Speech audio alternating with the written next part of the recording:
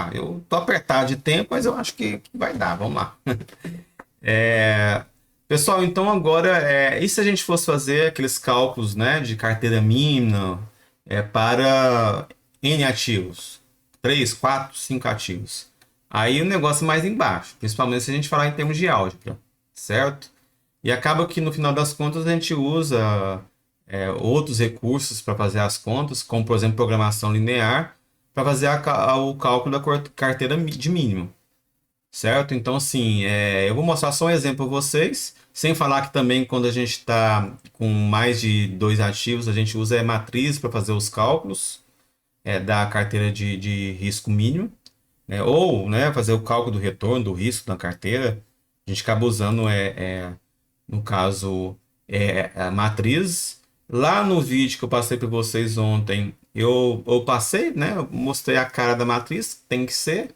Mostrei lá para vocês que, ó, quando eu estou trabalhando com matriz, que eu tenho que fazer em termos de cálculo do retorno, né? Eu tenho que simplesmente pegar a matriz. Eu já falei isso, eu acho que falei. Eu tenho que pegar a matriz vetor, coluna que a gente fala, né? Matriz coluna dos retornos com a linha dos pesos. Então, para calcular o retorno, eu tenho que multiplicar essa matriz aqui, já mostrei para vocês. Temos que multiplicar essa matriz aqui, que são dos pesos, contra a matriz coluna dos retornos. Isso aqui são os retornos, as médias. Certo? Então, para fazer o cálculo matricial dos retornos de uma carteira, é assim que eu faço. Aqui eu tenho só 3 ativos, né, gente? Para simplificar. Só 3 ativos. Tranquilo? Tem só 3 ativos. E no caso do risco? No caso do risco já não é só multiplicação de duas matrizes. O caso do risco, ele requer uma continha adicional, né? No caso do risco, a gente tem que pegar aqui a matriz de covariância, variância, viu? Tem um bug aqui agora, meu Deus. A gente tem que pegar a matriz aqui de variância e covariância. Então, nós temos essa matriz aqui, ó, de variância que a gente tem que construir ela. A gente acaba usando, lembra que eu calculei lá de dois ativos a partir da matriz de correlação, né? Ok, é uma forma, mas quando quem tem que fazer muitas contas, acaba que eu uso mais a covariância, viu? A covariância é mais simples do ponto de vista computacional, do ponto de vista matemático de fazer. Então, o que eu tenho que ter para fazer a conta do risco aqui? Eu tenho que ter essa matriz aqui, ó, de covariância, que que a gente fala variância-covariância, que no eixo diagonal são as variâncias e abaixo e acima da diagonal são as covariâncias. Essa parte aqui, ó, essa parte aqui de baixo é igual a essa parte de cima. Não muda em nada. Então, se você calculou a parte de baixo, automaticamente você tem a de cima. Beleza? Então, nós temos que calcular essa matriz de covariância. E o cálculo do risco de uma carteira, ele vai ser o quê? Ele vai ser a multiplicação dos pesos pela matriz quadrada de covariância. Aí depois que você achou essa continha aqui, depois que você fez essa multiplicação, você vai multiplicar o resultado, né, x que deu aqui, matriz x, com a matriz coluna dos pesos. Certo? Você tem que fazer essa continha aqui para achar o cálculo do risco, aí você tem uma única medida de risco. Então é assim que a gente calcula o risco na forma matricial. Então vamos só brincar aqui de fazer esses cálculos. Eu tenho aqui série de preços de três ações, da mesma forma aqui, são dados reais, só que eu não lembro qual ano que era. E como eu falei para vocês, o exemplo estava tão bom, se a gente ficar inventando exemplo demais da conta, você não acha exemplo. De repente eu acho um exemplo que passa a investir 99% no investimento, né? E o exemplo aqui estava tão bom que eu não quis mexer nele e coloquei as datas aqui fictícias, mas os valores aqui são reais, são de preços, viu? Se são preços, eu tenho que obter os retornos, né? O retorno eu perco a data zero, então vou colocar ln de pt dividido por pt menos 1. Aqui, ó. ln de pt, vou aumentar para vocês aqui agora a minha, dividido por pt menos 1. Então, ok. Vou colocar para vocês aqui, ó. Então, Estou aumentando aqui os esqueminha. Então eu estou pegando aqui os preços TNLP, ok, hein? Ixi, não lembro. Isso aqui é Usiminas e Vivo, né? TNLP, não lembro. Ah, enfim, é a ação TNLP. E aí a gente pegou aqui, calculou o retorno na data zero. Não existe, porque você perde uma observação, aí você vai puxar, né? Depois é só puxar. Puxei, beleza. Puxei aqui. Vamos puxar aqui. Ah, caramba. Tem um mouse de 10.000 dpi aqui, dá um problema. Vou calcular a média, que seria o retorno médio dessa série, né? Tanto para uma como para outra ação. Calculei a média. Okay? A medida de retorno que eu tenho utilizado. A média da TNP. A média da Usiminas. E a média da Vivo. E aí eu tenho também o cálculo do desvio padrão. DESIPAD A, amostral. Aqui, ó, DESIPAD A, dessa mesma série. Eu puxo aqui. Beleza. Fechei. Ok. Vou fechar aqui. Beleza. Então eu tenho que o retorno esperado da TNP 301, da Usiminas 607, da Vivo 238. Nesse período. O risco aqui 7,25. Percebam, né, que apesar de menor retorno esperado, é maior risco aqui da TNP, né? Então é aquilo que eu falei, expectativa, né? Não necessariamente vai acontecer aquilo que você imagina. E aqui o risco é da Usiminas 4,87 e da mesma forma, né? Não vai acontecer aquilo que a gente imagina. O de menor retorno esperado é o de maior risco, 11,33. A Vivo aqui o risco é 11,33. Beleza, isso eu já sabia calcular, mas vamos supor, estou adotando uma estratégia boba, pegando meu dinheiro, investindo um terço num, um terço no outro e um terço no outro. Né? Um terço em cada ativo. Beleza? É isso que eu estou fazendo. O peso aqui é um terço. Aí para eu calcular, não, eu calculei aqui, mas não era para calcular, né? Mas para eu calcular, não, o retorno dessa carteira. Vamos supor que eu vou pegar um terço em cada um. Como que eu calculo o retorno da carteira? Para facilitar a minha vida, não precisaria, mas eu poderia calcular a matriz transposta já. Transpor matriz e calcular de forma automática. Mas só para facilitar a minha vida, o que eu estou fazendo? Eu estou pegando esse vetor linha aqui, ó, de retornos, certo? Estou pegando esse vetor linha de retornos aqui e estou transpondo aqui, ó. Então eu estou usando a função transpor aqui. Vamos colocar aqui, ó. Transpor. Estou colocando transpondo uma linha para uma coluna. Beleza? Então estou transformando algo que vamos colocar aqui.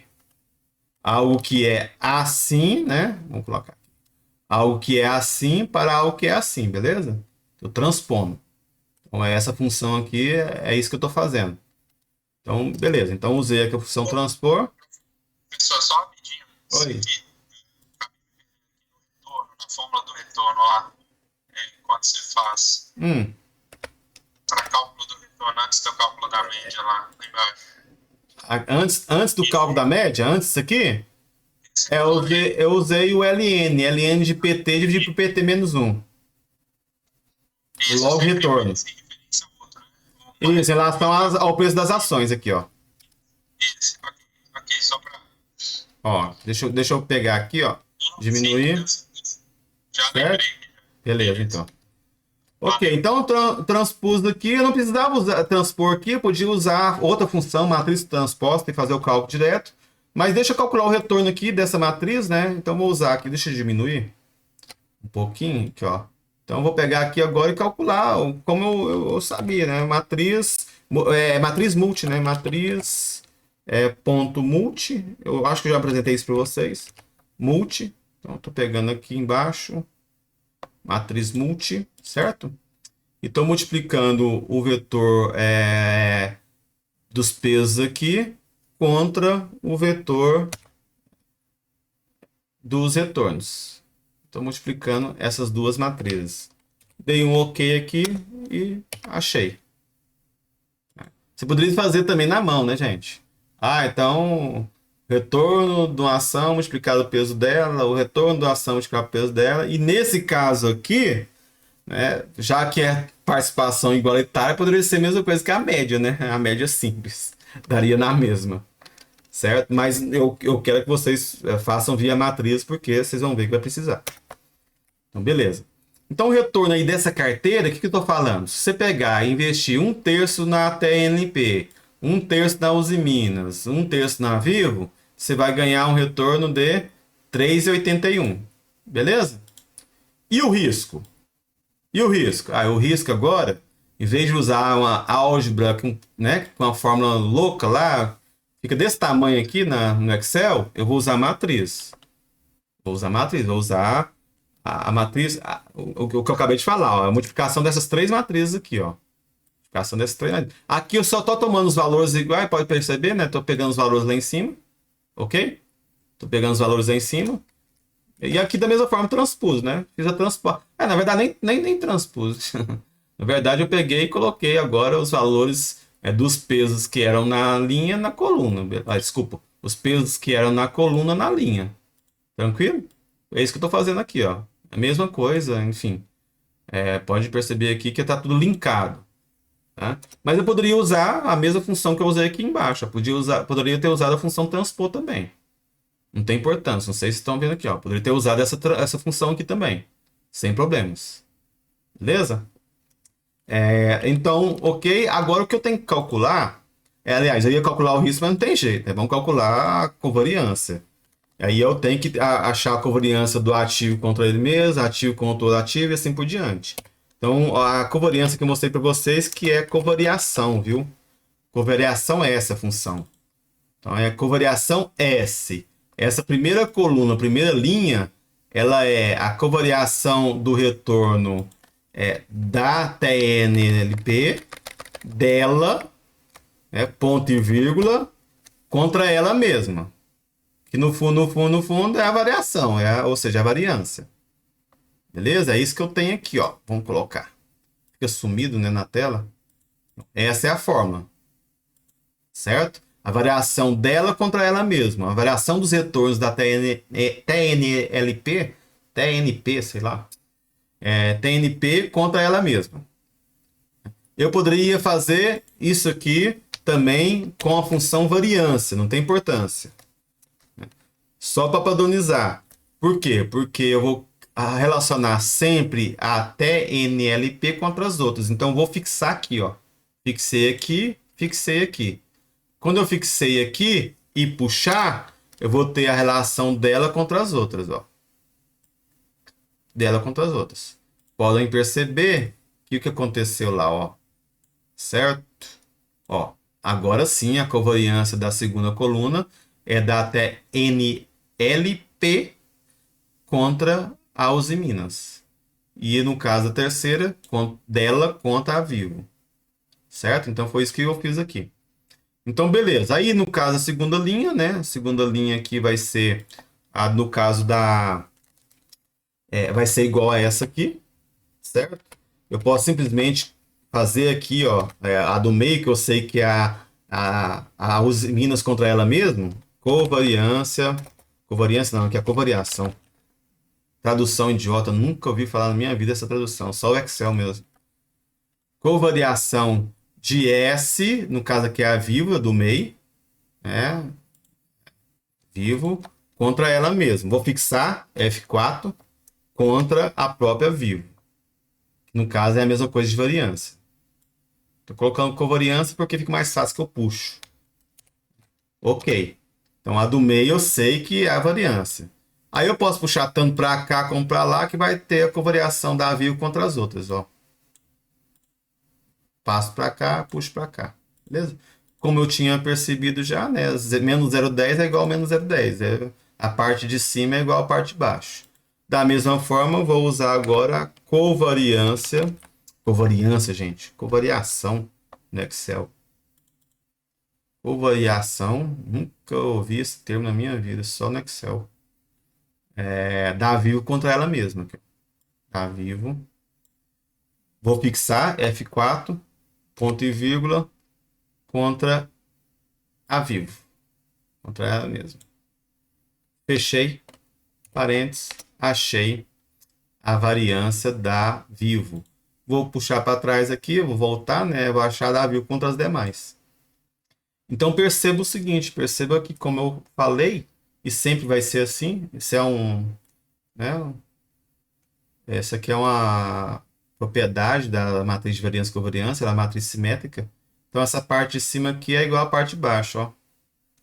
Ó, 0,48 igual a 0,48, menos 0,10, menos 0,10, menos 0,27, menos 0,27. Ah, então eu preciso calcular tudo? Ah, preciso. Às vezes não, dependendo do que você está fazendo, não, mas aqui precisa. A matriz de variância e covariância, muitas vezes eu uso só a parte de baixo ou a parte de cima para simplificar, só calculo um lado, enfim. Mas não no caso aqui. Então o que eu tenho que fazer agora? Olha, eu tenho que fazer o seguinte, eu vou ter que agora usar a função, né, matriz. Eu tenho que usar aqui, ó, matriz multi, primeira parte, eu tenho que multiplicar essa parte contra, né, essa vetor linha contra a matriz quadrada da covariância, beleza? Tranquilo? Esse resultado aí, ele vai dar e eu tenho que fazer o quê? Eu tenho que usar esse resultado dentro de outra matriz. Matriz multi de matriz multi. Aí eu vou abrir aqui. Esse resultado aqui eu vou multiplicar contra o vetor coluna dos pesos. Beleza? Fechei aqui. Eu tenho que fechar de novo? Deixa eu ver. Fechei. Acho que não. Ok. Ah, não. Tem outra coisa, né? Eu não terminei isso aqui, né, gente? Eu só tenho a matriz aqui. Eu estou achando essa função aqui. Quando eu estou usando a covariância, o resultado aqui é a variância da carteira. Essa aqui, ó. O resultado aqui, ó. Vou colocar aqui, até deixar aqui, não vou tirar não. Esse resultado é a variância. Muitas vezes eu quero o quê? Muitas vezes eu quero o que é mais importante, o desvio padrão. Beleza? Então eu vou agora tirar a raiz disso aqui. Vamos tirar a raiz disso aqui tudo também. Vou fazer tudo uma vez. Raiz disso aqui tudo. Agora sim, né? Agora parece que faz mais sentido, não faz? Faz mais sentido. Beleza. Deixa eu ver aqui. Certinho. Então é isso que eu estou fazendo. Então, quando eu tenho mais de 2 ativos, eu uso esse recurso matricial, viu, gente? É muito mais tranquilo operacionalmente. Quando a gente está programando, aí o Rogério sabe o que eu estou falando aí, né? Ele é programador, Rogério? Sim. Você está desenvolvendo tudo no que aí? É Python agora ou não? Não é?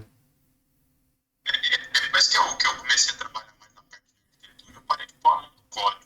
Mas ali o pessoal usa muito o Python, C Sharp, Java, tem de tudo um pouco. Então, então aí a gente já tem aí as rotinas, os pacotes prontos, né? Que já faz cálculos matriciais bem tranquilo. Então, no Excel é fácil visualizar a matriz, né? O Excel é bom para isso. Se eu tivesse aprendido matriz no Excel no meu ensino médio, eu seria muito melhor hoje. Então, aí é matriz, multiplicação de matrizes.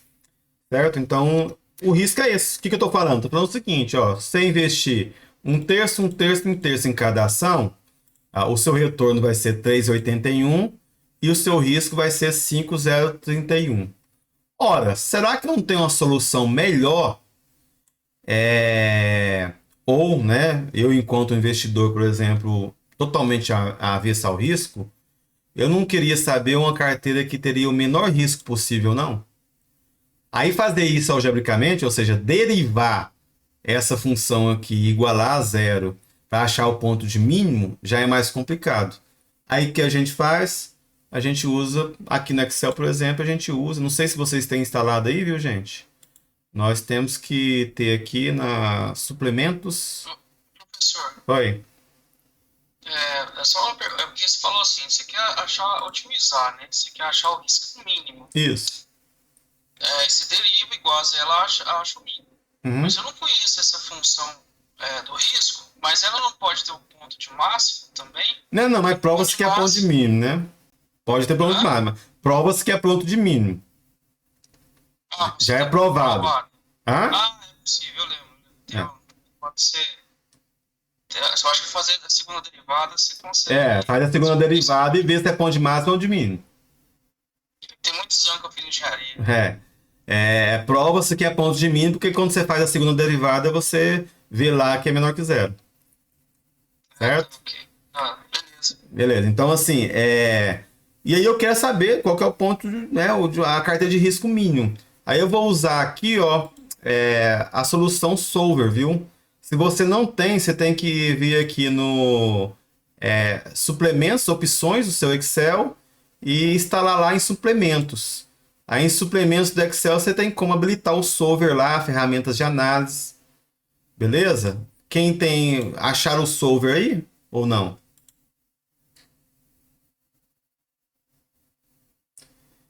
É...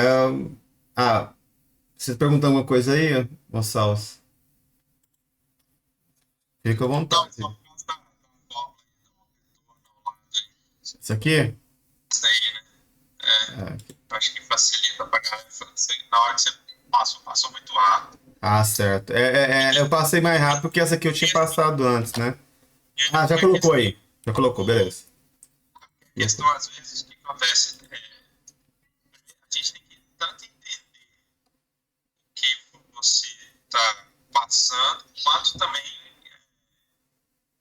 gravar a fórmula aí, no caso, né? Tudo, mas acho que é mais importante também entender Não, o o caminhar mais que você vai importante é entender a lógica. Depois a forma que você tá fazendo aí. Vai pegando e catando aí quem pegou e coloca. Certo? E eu também vou passar isso aqui, a solução pronta depois para vocês, né? Mas enfim, não sei se todos têm aqui o Solver instalado, gente. Deixa eu mostrar aqui para vocês. Agora eu vou ter que compartilhar o meu monitor. Porque no monitor é possível mostrar aqui, ó, que eu tenho que vir aqui, ó, em opções, certo? Na opções a gente tem que vir aqui em suplementos e aqui, ó, suplementos do Excel, ir.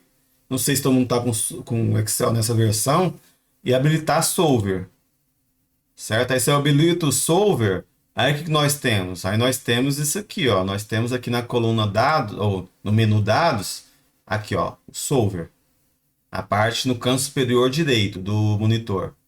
Tem o Solver. Por quê? Porque o Solver é um recurso de programação linear, de otimização. Ele nos ajuda aqui a achar pontos de máximo, mínimo, um objetivo, enfim. Tem várias soluções. Qual que é a ideia do Solver? O Solver a gente vai pegar ele aqui e falar o seguinte, ó. Definir o objetivo. Vocês podem ver aqui que eu estou colocando aqui, ó. Definir o objetivo. Qual que é o objetivo? Qual que é a célula objetivo? É o mínimo, que é o risco. Certo? Então é o risco. Estou colocando aqui o objetivo é o risco. Está mostrando aqui na coluna, ok. Definir que o objetivo é o risco. O que você quer? Você quer maximizar, minimizar a função? Eu quero minimizar. O que você vai mudar? Né? O que você vai mudar? Qual é a célula que você vai mudar? Você tem um controle sobre para alterar em busca desse objetivo. Aí você vai colocar aqui, ó, alterando que células? A dos pesos, essas aqui, ó. Certo? A dos pesos, são essas aqui. Aí você pega e dá um OK. Sujeito a algumas restrições? Sim. Eu vou, né, pensar aqui só no formato long. Eu vou pegar meu dinheiro e aplicar tudo ou em uma ação ou em outra. Né? E o meu dinheiro não pode passar de 100%. Meus pesos não podem passar de 1, por exemplo. Então eu posso colocar aqui, ó, adicionar aqui restrição. Ó, a soma aqui eu não tinha falado para vocês, mas essa soma aqui é a soma dos pesos, viu? Quando você soma 30,34 por 0,33, 0,33 dá 1. Estou falando o seguinte, ó, eu vou pegar o dinheiro e vou ter que aplicar nessas ações. Então, essa célula aqui, ela tem que ser igual a 1. Eu defini. Por quê? Porque quando eu não defino isso, eu posso ter venda descoberta, por exemplo, posso comprar um ativo como uma opção e vender ele. Aí o negócio já vai ficando mais complicado, viu?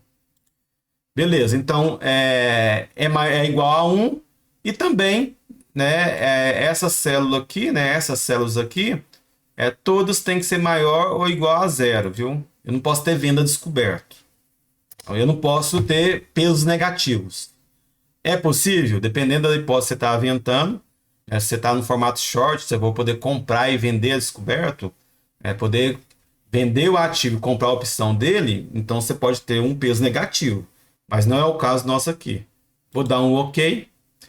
E beleza. Aqui o método você precisa preocupar, né? Qual que é o método de otimização, qual que é o critério que você vai utilizar aqui, não precisa preocupar. Mas o que é importante vocês mostrar aqui é o seguinte: você tem que definir os objetivos, qual que é a célula objetivo, o que vai variar para você alcançar esse objetivo. Lembrando que eu tenho a célula definida aqui como risco e eu quero o ponto de mínimo. Sujeito a algumas restrições. As únicas restrições que eu defini aqui é que eu tenho que investir alguma coisa em algum ativo ou nada, mas o meu investimento, 100% do meu investimento, R$10.000, R$100.000, de uma forma ou de outra, está sendo alocada em um desses 3 ativos. Nem que seja em um só, não sei. Certo? Então foram essas restrições que eu defini aqui. E aí você pega e coloca resolver, né? Quando você pega para resolver, manter solução, OK? Nós temos isso aqui calculado. Como vocês podem ver, não é a melhor estratégia, pelo menos se você é um investidor, né, avesso ao risco e quer buscar carteiras de menor risco possível, a melhor estratégia não é aplicar 1/3, 1/3, 1/3. A melhor estratégia para reduzir o risco é você aplicar 18% na TNLP, 67% na Uzi Minas e 15% na Vivo. Se você definir essa estratégia aqui, você vai ter um risco de 3,15. Reduziu substancialmente, né, gente? Nossa, e o retorno maior ainda. Olha só que beleza. Você estava com uma estratégia boba de investir 1/3, 1/3, 1/3. Lá você tinha um retorno antes, deixa eu fazer aqui, ó. Antes era esse aqui, ó. Antes era 3,81 e o risco era 5,04, arredondando. Beleza? Antes era isso, antes. Agora, né, a partir de um critério de otimização, utilizando o solver aqui para fazer as contas, porque agora a algebra é bem complicada, eu tenho a proposta em que se você investir 18, 67 e 15, você tem um retorno maior e um risco menor. Você tem um retorno de quase 5% e o risco também reduziu substancialmente para 3,15%. Beleza? Gostei disso. Gostou, né? Gostei, sempre bom. Foi legal. Pois é. Então aí você tem uma solução e é muito melhor, né? Não só do ponto de vista do risco, mas do ponto de vista do retorno também. Pode acontecer, é o que aconteceu aqui. Você não soubesse de nada, não sei fazer conta. Vou pegar meu dinheiro e aplicar igualmente em todos os ativos. Você estaria... Existe alguma maneira de otimizar as duas variáveis ou não? Oi? Tipo assim, existe uma maneira... Porque aí você calculou a maneira mais eficiente de diminuir seu risco, né? Sim. Coincidentemente, seu retorno também melhorou. Sim, como você acabou de dizer. Agora minha pergunta é, existe alguma maneira de, ao mesmo tempo, reduzir o risco e também, de uma certa forma, não falo assim, otimizar o retorno também? Sim, a gente vai ver na sequência aí, daqui 2 exercícios. Que a gente tem que escolher a carteira de maior índice de Sharpe. A gente vai ver isso na sequência. Beleza, pessoas? Então essa é a ideia. Então no exercício anterior eu mostrei a lógica no contexto de 2 ativos. Por que no contexto de 2 ativos? É mais fácil de a gente entender. Mas para extrapolar no contexto de 3 ativos, a intuição é a mesma, não muda nada. A única coisa que vai alterar nessas figuras aqui é ter o punhado de pontinha aqui, ó. Só isso. Certo? Só isso, mais nada. Agora, operacionalmente, tá? Operacionalmente, quando você parte para o cálculo do retorno, do risco, de uma carteira que você vai prever 3, 4, 5, mais de 2 ativos, aí a conta já não é via álgebra do jeito que a gente fez aqui, ó, que inclusive a gente tinha as funções lá, né? bem tranquilo as funções, só aplicar as funções aqui. Aí a conta a gente vai ter que fazer via matriz, é muito mais fácil fazer via matriz. Aí por retorno a gente usou a matriz aqui, né? O vetor coluna de multiplicado pelo vetor linha, tá aqui, né? O vetor linha dos pesos multiplicado pelo vetor coluna dos retornos. E no caso do risco, aí sim, aí é outra coisa, é a multiplicação de três matrizes. Multiplicação do vetor linha dos pesos contra a matriz quadrada da covariância e o resultado que deu aqui multiplicar pelo vetor coluna dos pesos, certo? Aí você tira a raiz disso, né? Tirou a raiz disso, aí eu tenho o cálculo do risco. Aí para otimizar, eu não vou usar aquela fórmula que eu tinha padrão lá não. Aí para otimizar, eu vou usar outros critérios que é mais fácil. E nesse caso aqui eu mostrei para vocês, é o Solver que está fácil aí no Excel e talvez algum de vocês já até conhecia, enfim. Se não conhecia, fique sabendo desse recurso do Excel aí que é interessante. Beleza? Então, aqui a gente finalizou o cálculo do risco individual, de um ativo individual, e agora o risco no contexto da carteira. Eu vou começar a trabalhar com vocês agora, daqui por diante, medidas de retorno ajustado ao risco, viu? Então, são medidas agora, nós chamamos de... Agora a gente vai juntar os dois ao mesmo tempo. Retorno ajustado ao risco. Beleza? Então, agora nós vamos aprender esse tipo de medida. E aí nós temos diversos, mas tem muitos. Vocês imaginam o tanto de medidas que tem. Nós vamos apresentar algumas para vocês aqui. As principais, as que vocês algumas vezes vão ver aí em relatórios de fundo de investimentos. Você vai avaliar fundo. Fundo é uma carteira, gente. Fundo de investimento é uma carteira, certo? Vai usar fundo. Aí você vai lá calcular o índice Sharpe para o fundo. E, enfim, aí as que mais aparecem aí nos relatórios, vou passar para vocês aqui. A primeira mais básica, que inclusive o Rogério até concluiu, né, Rogério? É a coeficiente de variação. Relacionar a média pelo ZI padrão. Oh, que coisa mais boba, né? É óbvio. A média do padrão. Divido um pelo outro. Certo? E aí eu tenho aqui o cálculo de coeficiente de variação. É a primeira medida de retorno ajustada ao risco, a mais simples, a mais intuitiva. Imagina aqui que eu tenho aqui, ó, a Comgás e a CCR, né, duas ações, os retornos dela em 2020. Deixa eu mudar aqui para PowerPoint Excel, que fica maior. E aí tirar a bordinha. Ah, todo jeito eu perco a borda, né?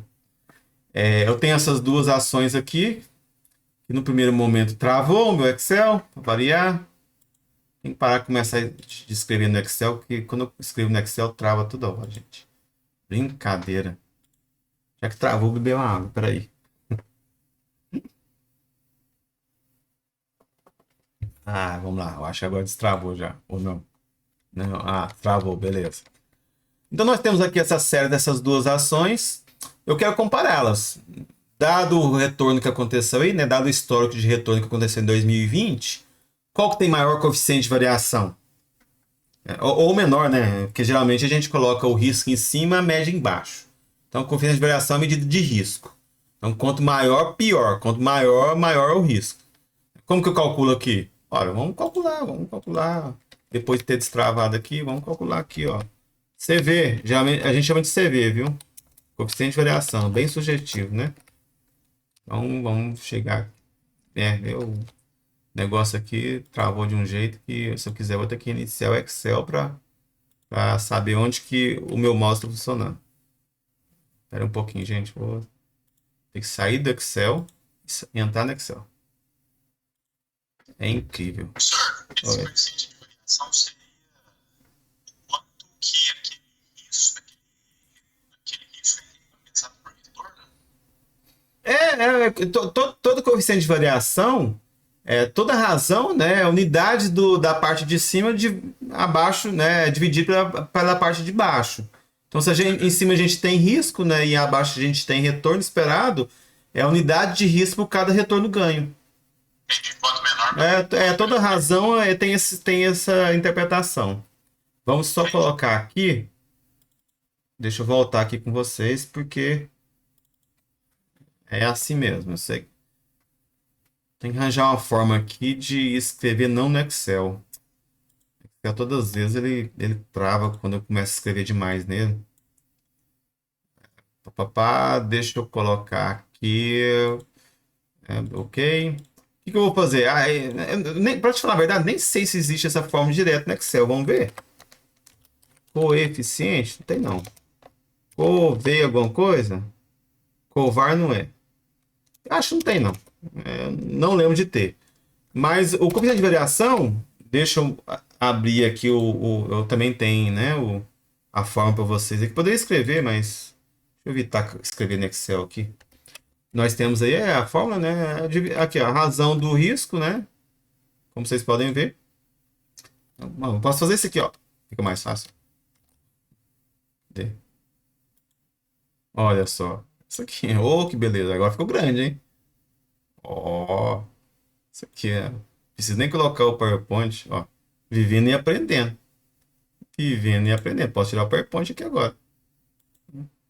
Vou fazer mais vezes isso. Dar um Ctrl+C e um Ctrl+V do PowerPoint e colocar a fórmula aqui. Então, o que eu vou fazer? Achar o cálculo do desvio padrão. 10 pá de A. 10 pá de A. Tá aqui. 10 pá de A.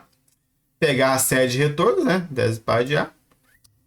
Dividir pela média. Média. Tá aqui. Pronto. É isso aí. Pode colocar em porcentagem? Pode. Pode colocar em porcentagem. Às vezes você vai ver o coeficiente de variação como um índice adimensional que ele é, né? Porque você tem porcentagem dividido porcentagem é um número adimensional. Mas muitas vezes as pessoas multiplicam por 100 para ter um sentido de variabilidade, um sentido de porcentagem, não tem importância. Então puxei aqui e aí? Aí eu olho em valores absolutos. O que vocês acham aí, né?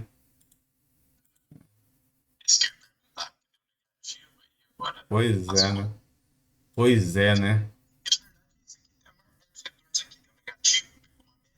2000, eu tive que atualizar esses dados para. Imagina, se eles tivessem dados aqui de 3 anos atrás, eles falaram, não, professor preguiçoso, né? Eu sabia que os exemplos de 2020 ia ser tudo ruim, né? Tudo ruim.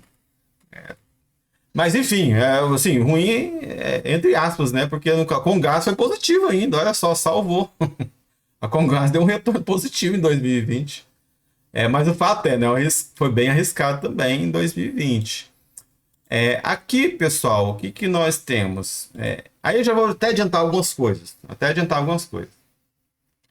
Quando a gente está fazendo cálculo de valor esperado, nós esperamos que esses valores, em termos de retorno esperados, sejam positivos.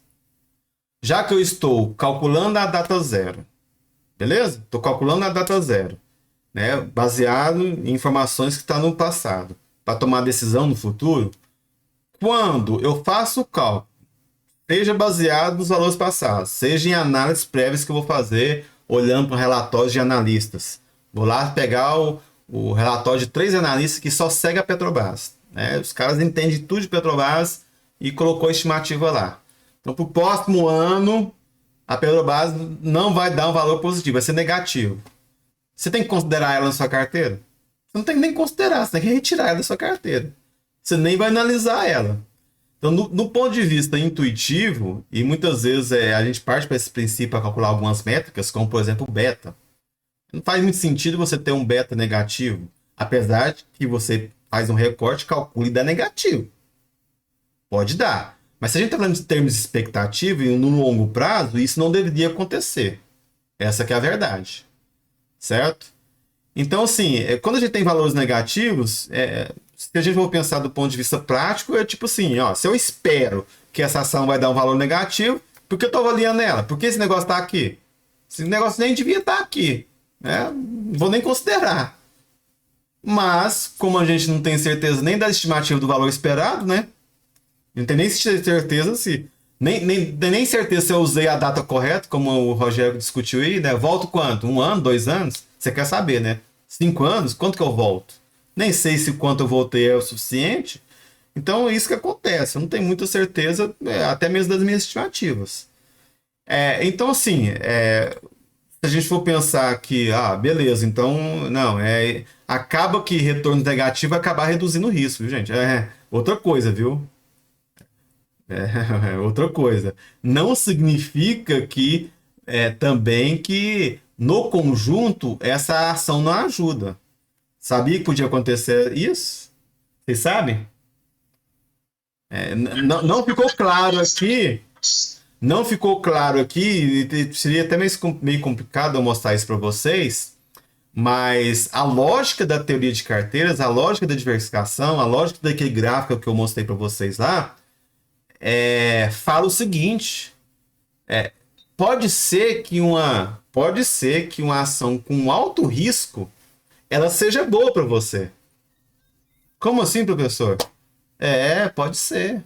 Você tem um punhado de ação lá, ó, que tá batendo ali um risco de 10%, 12%, 11%. Aí você pega e cogita uma ação que tá batendo na casa de 25%. Aí de repente você olha para ela, não, que é isso aí. Todas as ações da minha carteira tá batendo de 10 a 12%. Para que eu vou considerar essa ação de 25%? Acreditem. Essa que é a grande magia da teoria de carteiras. Acreditem, ela pode contribuir para reduzir o risco da sua carteira como um todo. Mesmo ela com alto risco. Por quê? Porque ao ela estar relacionada com as outras ações, por exemplo, negativamente, enquanto entre elas, a de 10 a 12% não estão, ou se estão positivamente, ela pode contribuir para reduzir o seu risco total. Certo? Então, mesmo ações com alto risco podem ser cogitadas para compor sua carteira. E ela pode contribuir para reduzir o risco da sua carteira. Por mais contraintuitivo que possa ser. Tá? Então, ficam em mente. Fala, Gilson. Não, é estranho isso. Você colocar um ativo de alto risco na sua carteira contra-intuitivo, igual você falou, não faz sentido, tá? É contra-intuitivo, mas a matemática prova que pode acontecer essa ação de alto risco ajudar para reduzir seu risco. Devido à correlação. Certo? Depois você brinca com essa planilha aí. Simula aqui, ó, na planilha 15. Para você ver. Pode acontecer. Pode simular aqui na planilha aqui, esquece os valores e brinca com esses valores aqui, ó. Certo? Ou na 16, né, que tem 3 ações, brinca com esses valores aqui, que você vai perceber que isso pode acontecer. Tá? Então, essa é uma vantagem, né? Essa é uma intuição, uma contra-intuição, porque eu falo contra-intuição porque parece que não é meio lógico para nós, no senso comum, mas é uma contra-intuição, uma vantagem extrema da teoria de carteiras. Todas que tem um risco maior também, como você já falou, pode trazer um retorno maior também. Né? Pode trazer um retorno maior. Mas independente do retorno, pode reduzir bastante o risco. Mas o fato é que é o seguinte, gente, a maior variabilidade aqui, a gente geralmente avalia investimentos que você vai investir em coisa que vai pagar alguma coisa, né? Você vai investir em ações que pagam alguma coisa.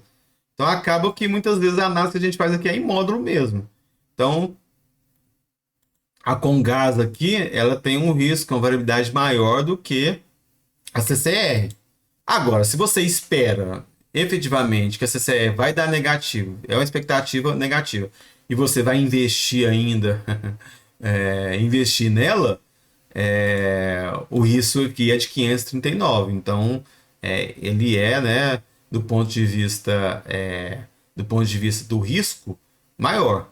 Lembrando o seguinte, né, gente, que é maior porque eu estou falando que menor, aliás, né? Menor, porque ele está mais negativo, certo? Mas lembrando o seguinte, né, gente, que medidas de risco são medidas positivas, certo? Medida positiva. Então você vai avaliar em termos de valor esperado. Tá? Em termos de valor esperado positivo. Tranquilo? Então, assim, esse exemplo aqui não é muito bom, porque um é negativo e o outro positivo. Essa aqui você nem tem que considerar para sua análise. Né? Se o valor esperado é negativo, você não tem nem que considerar. Agora, se fosse um valor positivo, perto de 0,001. Então, isso aqui fosse 539, esse aqui 633, e a Comgás tem um risco maior do que a CCR. Certinho, gente? Beleza. Então, vamos voltar aqui. Esse é o cálculo da coeficiente de variação. Outra medida muito importante que quem propôs, inclusive foi o Prêmio Nobel de Economia, é a medida assim, não, professor, o cara ganhou o Prêmio de Economia só por causa disso? Não, não é só por causa disso, não. Tem toda uma teoria por trás que, infelizmente, a gente não tem tempo para trabalhar aqui. Mas eu vou mostrar para vocês aqui, ó, o cálculo. Vou fazer igual que eu fiz da outra vez, né? Pegar a fórmula tá aqui, ó, o índice de Sharpe, cálculo desse jeito. Dá um Ctrl C, olha só, agora ficou bom. Ctrl V, outra história. Outra história, olha o tamanho da fórmula aí para vocês. Então, a fórmula do índice de Sharpe é essa. O índice de Sharpe ele é originário do CAPM, Modelo de Precificação de Ativos de Capital. A ideia é mais ou menos o seguinte. Olha, tudo bem. A conta do Markowitz é que ele considerou que todos os ativos têm risco, né? Ele considerou que todos os ativos têm risco. Se você supor que qualquer investidor tem acesso a um ativo livre de risco, aquela curva, essa curva aqui, ó, ela já não é a mesma. Certo? Então, a conta que o Markowitz fez foi todos os ativos que estão compondo essas carteiras aqui, ó, são ativos com risco. Beleza? Se existe a hipótese que o investidor pode ganhar alguma coisa em um ativo que é livre de risco, geralmente essa taxa a gente chama de RF, Risk Free. Não existe ativo inteiramente livre de risco. Mas para fins teóricos, muitas vezes a gente considera aquele ativo de menor risco na economia. Por exemplo, se você é um investidor nacional, diversificado nacionalmente, suas entradas e saídas de caixa tudo em real, você pode considerar os títulos do governo brasileiro. Seria a taxa Selic. Se você é um investidor internacional, você aloca e investe em diversos países, em diversos ativos ao longo de todo o globo. Você pode pensar que a taxa livre de risco seja os T-bonds do governo americano. T-bonds de 10 anos é o que mais comum utilizado como taxa livre de risco. Você espera ganhar ao longo aí dos próximos anos, deu uma caída, acho que está se brincar, sei lá, 3,3% no máximo. Acho que nem isso, tá? 3,3% ao ano. Então, você consegue ganhar 3,3% ao ano sem fazer nada, tem risco nenhum, então só interessa acima disso. Se você pode compor a sua carteira com ativo livre de risco, a curva não é essa aqui mais, ó. A curva é um negócio assim, ó. A curva é um negócio aqui. Esse negócio aqui, essa curva aqui que nós chamamos de CML, curva do mercado de títulos. E aí você que não é bobo nem nada, sabe fazer continha, tem possibilidade a investir no ativo livre de risco. Existem diversas oportunidades de ativos de risco na economia que você pode cogitar. Você vai investir onde? Nessa carteira aqui, ó. Você vai investir nessa carteira aqui. Essa carteira que tangencia o conjunto de oportunidade com a linha do mercado de títulos. Essa carteira aqui, ó, é a carteira ótima. Carteira ótima. Essa carteira ótima, teoricamente, é a carteira de maior índice de Sharpe, maior IS. Se a matemática prova isso. Maior aqui, ó. Então, a sua carteira ótima, você que é um investidor racional, tem acesso a todo e qualquer título na economia. Todo e qualquer título é divisível.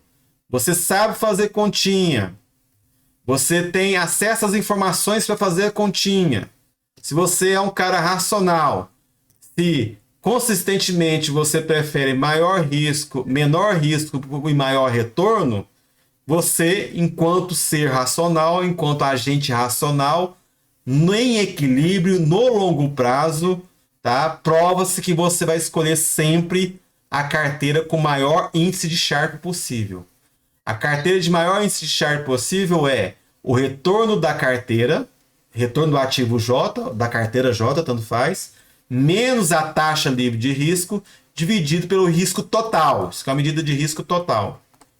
Risco total da carteira J, do ativo J. Certo? Professor, o que exatamente significa essa curva CML? Curva é do mercado de títulos. Essa curva, essa ela é originada desse modelo aqui, ó, que infelizmente nem nem na forma presencial geralmente eu tenho tempo de detalhar, mas é baseado no CAPM, modelo de precificação de ativo de capital, que a gente vai ver aqui também, a outra parte dele, que fala que é o seguinte, ó, que o retorno justo de um ativo deveria ser, tá muito pequeno, deixa eu aumentar, tá muito grande, deixa eu diminuir aqui. O retorno justo de um ativo, o retorno esperado de um ativo em equilíbrio, ele é a taxa livre de risco mais o risco sistemático, o risco só do mercado, que multiplica o retorno do mercado, RM menos RF. Então, essa lógica aqui provém do modelo CAPM, que foi apresentado por Sharpe em 1960 e quebrado. Foi prêmio Nobel de Economia em 2000, sei lá, alguma coisa assim.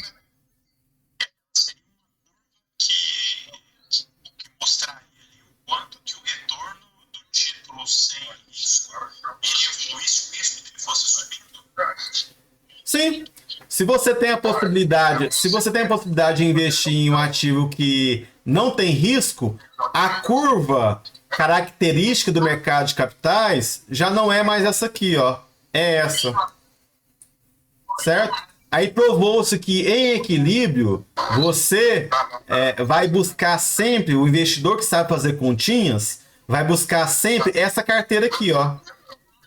Essa carteira aqui, que é a carteira ótima. Essa carteira ótima nada mais é do que a carteira com maior índice de Sharpe possível. Ó, percebam que a medida, ó, a inclinação dessa curva aqui, prova-se que é o seguinte, ó, a inclinação dessa curva aqui, isso aqui é no eixo beta e risco total. Ó, o CAPM, vejam o seguinte, ó, no CAPM eu tenho um Y, o CAPM aqui é o retorno, viu gente, é RJ, viu? Eu tenho o retorno e aqui a medida de risco é o beta. Ou seja, o X é o Y detrimento... Oi. Alguém com o microfone aberto. Deixa o papai estudar. Acho que é o Marcos. Deixa eu ver aqui. Deixa eu calar esse cara aqui. Achei aqui, viu? Vamos lá. Então foi bom separar aí, então, Rogério, porque deixa eu apagar. Isso aqui tá uma bagunça. Ah, bagunça, peraí.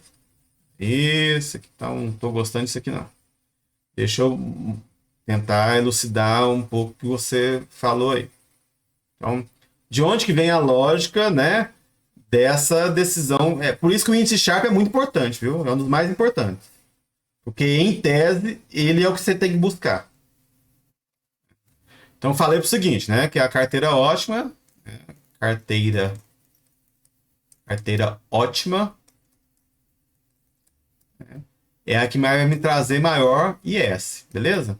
De onde que vem isso? Vem da teoria do CAPM, que fala que o retorno justo de um ativo qualquer, RJ, é igual ao retorno do ativo livre de risco, mais o beta, que é a medida de risco sistemática que a gente vai ver logo na sequência, RM menos RF. Em equilíbrio é isso que acontece. Só que eu estou falando para vocês o seguinte, ó, tô falando para vocês que nós temos aqui então o meu X. Opa, que X o que? Nós temos aqui o meu Y. Nós temos aqui no meu X. Isso aqui é uma reta, né? Concorda comigo, né? Y igual a mais BX, beleza? Ok? Beleza, é uma reta. Agora, quando o meu X é um risco total, que aqui é o sigma, ó, é o sigma, é o risco total. Isso aqui é uma outra medida de risco. Isso aqui é uma outra medida de... o beta é uma medida de risco e o sigma é uma outra medida de risco. São duas formas de medir o risco. Quando eu tenho essa cara aqui, né, no plano cartesiano, onde que eu ploto retorno e risco, mais esse risco é medido por sigma, significa o quê? Significa que essa... Eu coloquei aí na função para você, né? Significa que essa função de y em relação a x, na verdade, é isso aqui, ó. RJ é igual a RF, mas é só fazer algumas deduções matemáticas aí, não complicadas, mas a gente não tem muito tempo para isso. RJ menos RF dividido por sigma, é tudo isso que multiplica, né? Tudo isso aí que multiplica o sigma. Certo? O sigma aqui é o sigma de mercado, viu, gente? Sigma de mercado.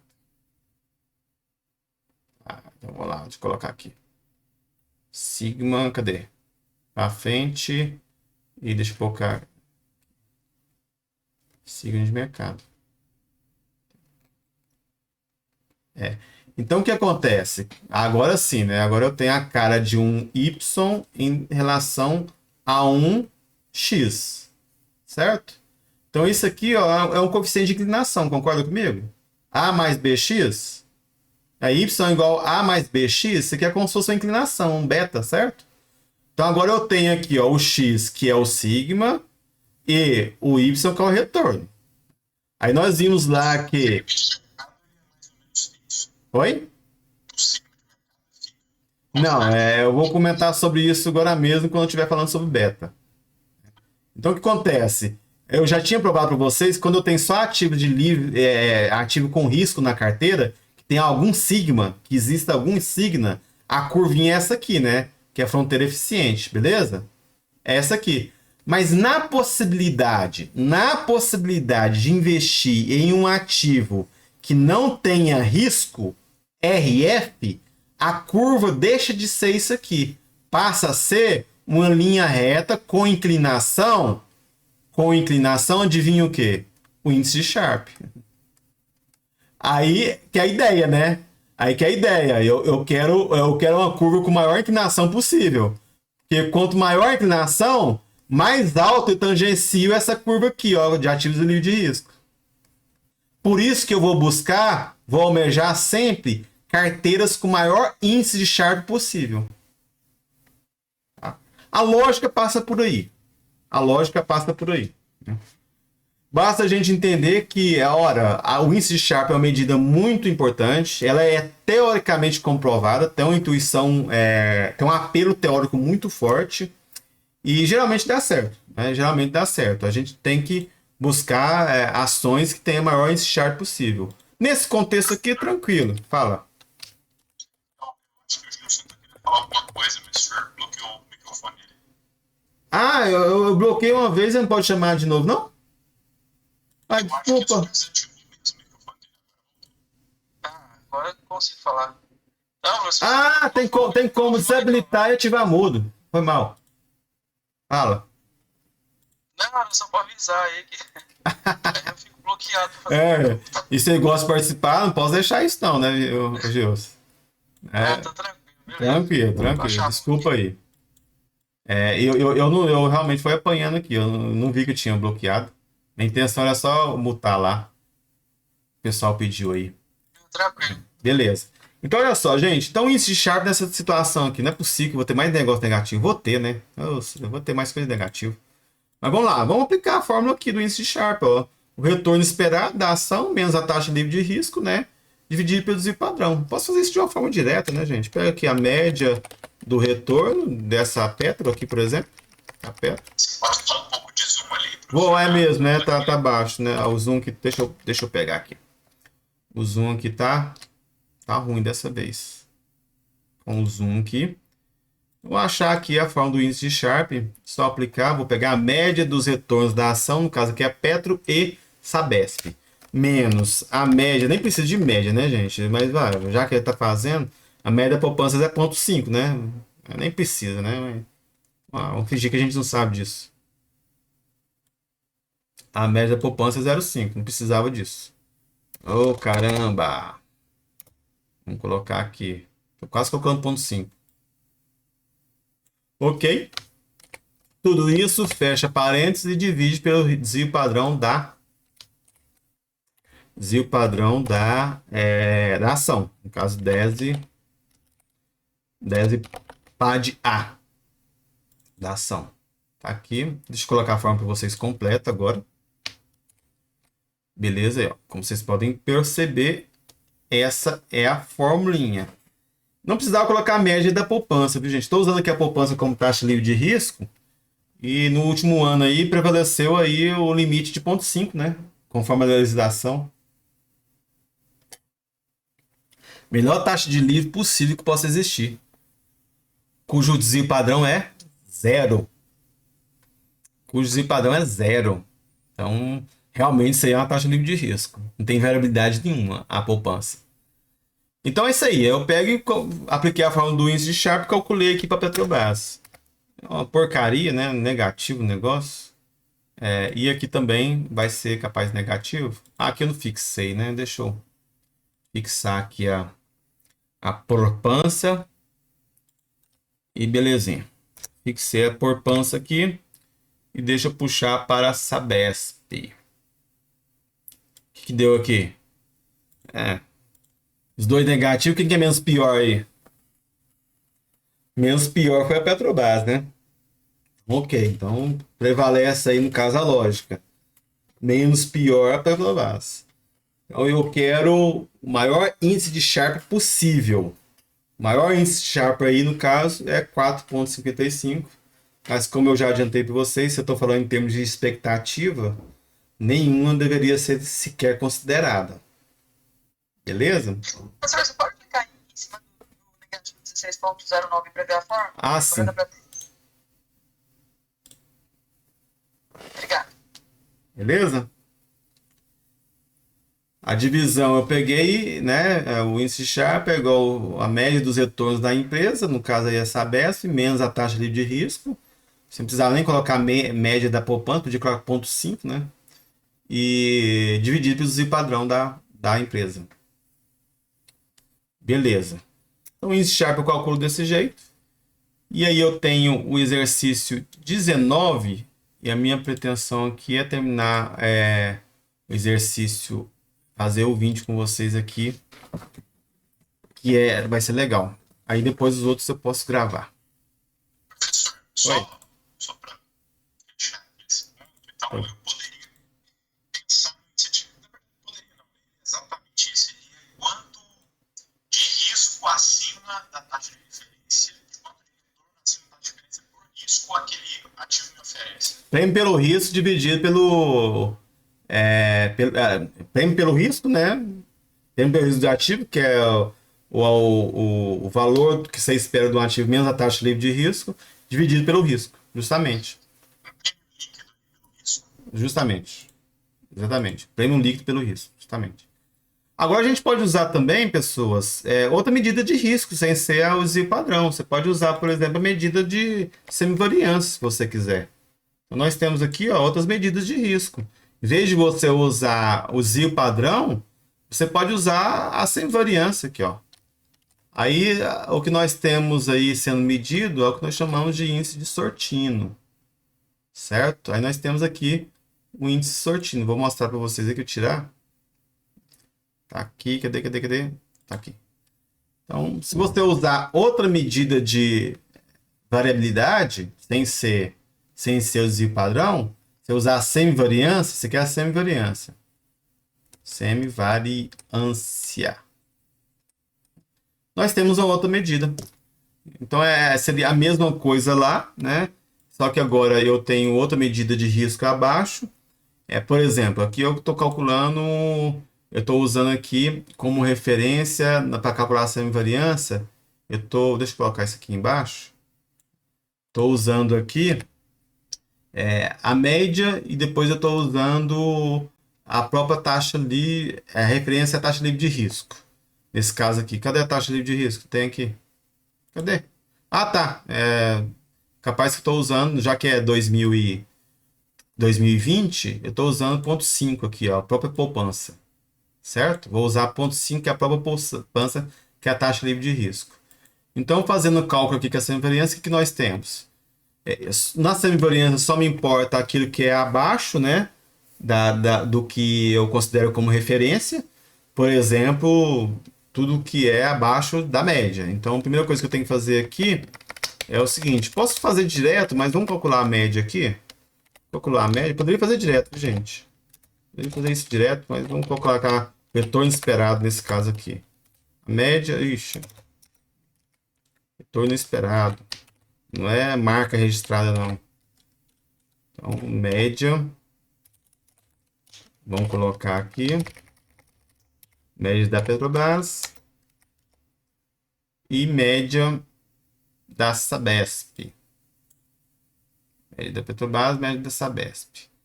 Eu não posso preocupar muito com isso aqui, não. Então, eu vou fazer aquela lógica nossa, né? Se a diferença desse valor menos a média, que vai ser fixa, beleza? F4. Se essa diferença for maior que zero, maior ou igual a zero, né? Maior ou igual a zero, por favor, é zero. Não vai entrar na conta. Agora, se for negativo, beleza. Calcula a diferença para mim aí. Essa menos a média que vai ser fixa. Fixei. Ok, fechei. Beleza, esse é o meu ST. Depois eu tenho que pegar esse e levar ao quadrado. Claro que eu poderia fazer tudo automático, né, gente? Poderia fazer tudo automático, sem problemas, enfim. Só que aqui eu estou fazendo em partes. Primeiro eu estou achando o ST, agora eu estou pegando esse valor e... porque está tudo aqui, ó. Então não está levado a zero, não, isso aqui. Isso aqui está errado. Agora que eu estou levando ao quadrado. Vou pegar esse valor aqui e levar ao quadrado. Levei ao quadrado. Estou levando ao quadrado tudo. Isso aqui tem porcentagem, certo? Deixa eu colocar em porcentagem aqui. Tem porcentagem. Beleza. Aí para achar o STV aqui... Oi. Professor, mas você pegou a coluna da Petro 4 aí, 5,4 e levou ao quadrado na rotação SP3? Ah, tá. Obrigado, Gilson. Na verdade, eu tô achando que, né, que essa parte aqui seria... entendi o que você falou aqui, ó. Peraí, na verdade estava certo aqui. Porque eu quero fazer tudo dentro desse cálculo aqui, ó. Peraí. Aqui é Petro. Mais fácil para mim fazer tudo da Petro mesmo, depois tudo da Petrobras, né? Bem mais fácil. Então eu deixo aqui ao contrário. Sabesp SBSP3. Aí fica mais tranquilo aqui. Beleza. Apesar que é o seguinte, né, gente? Eu tenho que fazer direto, né? Porque eu tenho dois casos. Né? Fazer direto. A conta aqui que eu fiz aqui é para fazer direto já. Elevar ao quadrado. Então, é isso que está acontecendo. Vamos lá, ó. Tudo. Do jeito que estava antes. Do jeito que estava antes. Tudo ao quadrado já de uma vez. Isso. Vamos fazer tudo as contas tudo de uma vez.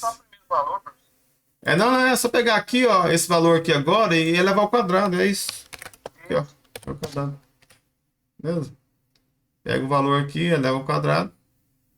Então, na hora que você mexe e ofusca tudo até, ó, aí agora foi.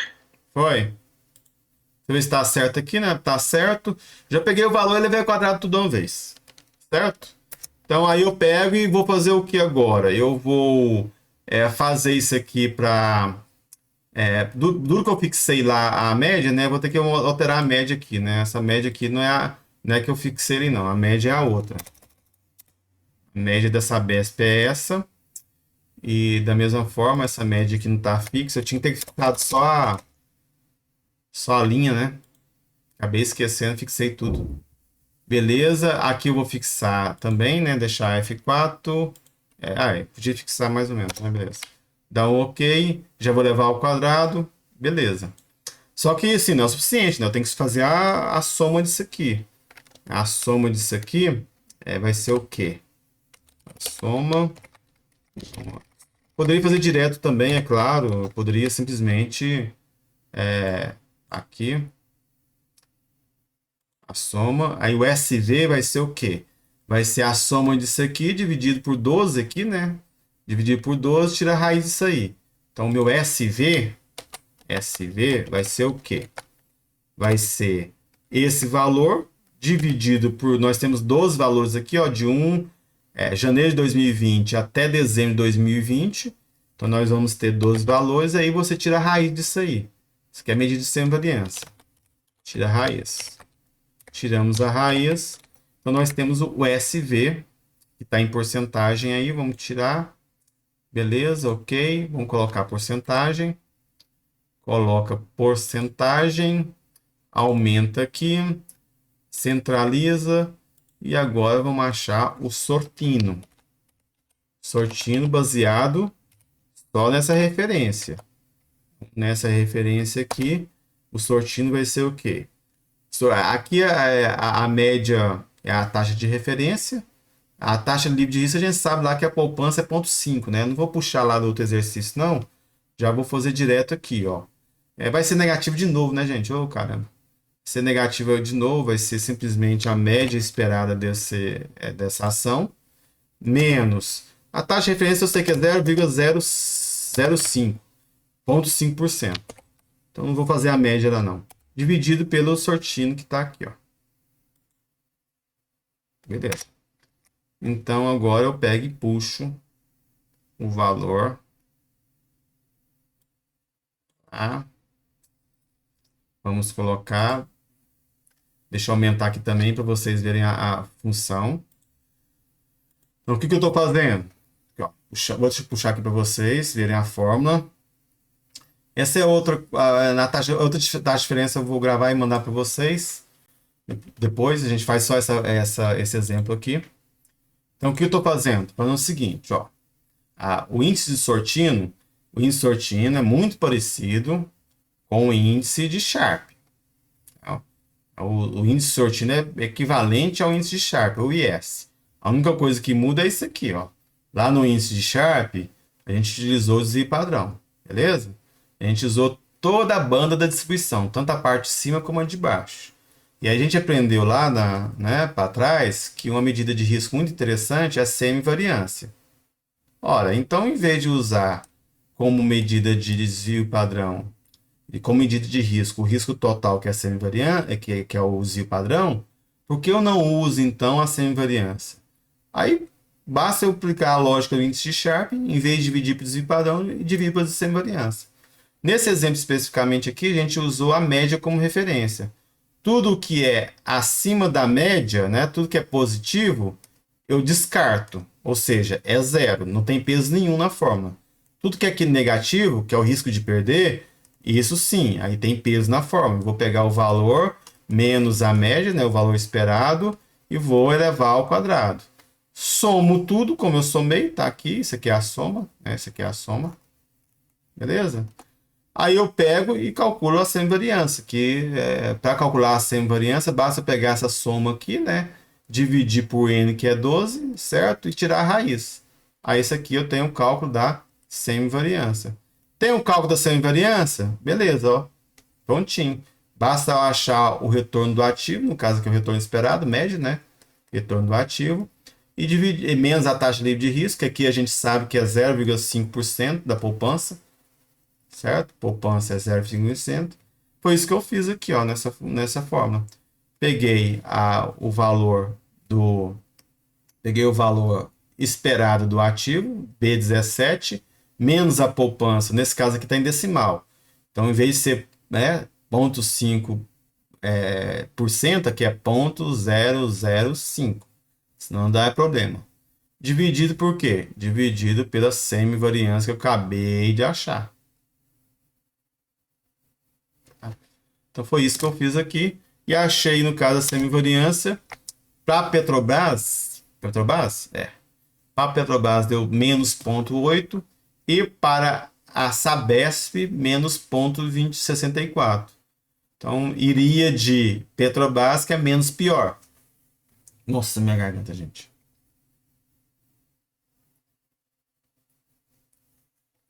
Iria de Petrobras, que é menos pior. Beleza, gente? Então, assim, esse aqui é a conta do índice sortino. Agora que eu apresentei esses cálculos, eu tenho a missão com vocês agora de apresentar algo bem legal e algo que a gente vê nos softwares aí, vê até mesmo nos softwares aí dos traders da vida, né, das corretoras, das soluções disponíveis que elas te dão, que é alguns cálculos mais elaborados para carteiras. E é o exercício, inclusive vocês podem ver aqui, que é 19 por 20. A ideia é o seguinte, a ideia é a gente pegar esses dados, aí vou mudar, alterar para o meu monitor. Vou alterar para o meu monitor aqui que vai ficar mais fácil.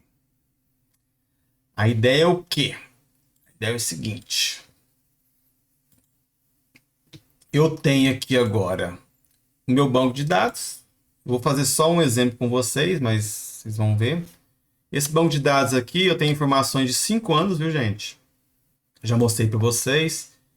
De uma carteira A que eu chamei aqui, que é composta dessas ações. São preços, beleza? São preços, certo? De 2017, 2016 até final de 2020. 5 anos, tudo dados mensais. E também na carteira B também, que tem outras ações. CEMIG, CSN, CPL, assim por diante, no mesmo período, também preços. E informações adicionais. Oi. Não sei se é só pra mim que tá acontecendo, mas pra mim que tem embaçado a tela. Tá Melhorou? embaçado a imagem. Não sei se pra outros também tá da mesma forma. Melhorou? Não. De alguém também estava da mesma forma, não sei, porque pra mim tava tudo embaçado até há pouco. A instabilidade da internet toda vez que... Isso acontece às vezes, né? Engasgado. Será que quando eu gravar, ele não grava com esse embaçamento, não? Né? Não, grava não. Então, Eu tô gravando aqui, eu gravo offline. Eu gravo no OBS, cai direto no meu computador, então não tem problema nenhum na hora de você rever a aula. Certo? Mas é bom pra gente ficar Sim, concentrado, né? claro. Então, assim, aí eu tenho outras informações aqui, como a Selic ao mês, a poupança ao mês, os pontos da Ibovespa, do IGNM, que é o Índice de Governança Corporativa da Bovespa, BRX, enfim. Nem todas as informações eu vou usar aqui, viu? Eu vou usar aqui nesse primeiro exemplo só essa carteira aqui, ó. Vou usar as duas, mas já estão calculadas, mas eu vou mostrar só para vocês. Depois o resultado final.